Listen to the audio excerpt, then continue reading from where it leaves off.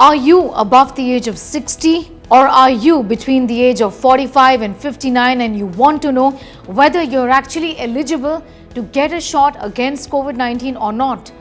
Do you also want to know whether you are a part of the priority group? Here are the most frequently asked questions on the second phase of vaccination drive against COVID-19 that has just started in the country. Do I have to download a new app to register? No. There is no new app that you need to download to register. There is no CoWIN app. All you have to do is download the Arogya Setu app. If you do not want to download the Arogya Setu app, then you can simply use the browser and you can type the URL, which is cowin.gov.in, and that's how you can go about registering yourself. Where will I find the details of CoWIN 2.0 then? A separate section within the Arogya Setu app. It's a tab that actually opens up, and that is going to guide you as to how registrations can be done. It's a separate tab within the Arogya Setu app, and there is no new app. You can also, like I said, use the URL. Can I register through the website? cowin.gov.in, which is cowin.gov.in, is the website that you should be using to in fact go ahead, register. Minimal details have to be filled in. That's the way you can do it. You can use it on a desktop as well. Will I have to enter my biometric details in the software? No biometric details are being sought in this particular software. All that you need to fill in is your age, your gender, and also your name, of course.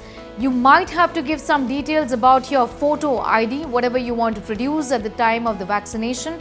What documents are required?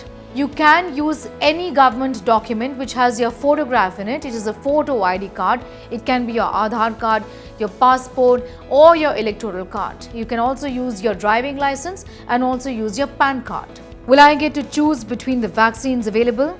You have no choice whatsoever about which vaccine to take. In fact, even while registering, you'll not even get to know which vaccine you are going to be using. How do I prove I'm comorbid and eligible? The government has identified a list of 20 comorbidities, and that list is there. The government has put it out. It's a certificate. All that you need to do is go to a registered medical practitioner, get a tick on the comorbidity that you are suffering from, get the signature of the doctor, and that certificate is good enough to be produced at the vaccination site to show that you indeed are eligible, you indeed. Can I reschedule my appointments if I miss it? Absolutely yes. You can miss appointments, and if you do, you can reschedule them. There's a provision for that within the software also. In fact, each time you reschedule it, you will get an SMS as well that your appointment has been rescheduled, and a reminder will be sent to you just a day before your vaccination. Are all private hospitals vaccinating?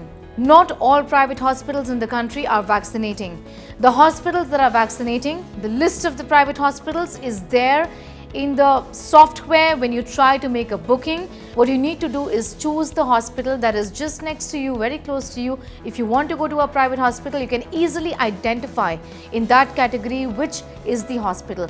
For states that, and you can choose from them. Are walk-in vaccinations allowed? This time around, the government has tried to ensure that there are more and more people who come in for vaccinations. So walk-in vaccinations are completely allowed. In fact, that's a feature more suited and more applicable in rural areas where there would be problems of the internet, registrations wouldn't be possible. Walk-in vaccinations are allowed. All that you need to remember is that you must carry your identity proof with you.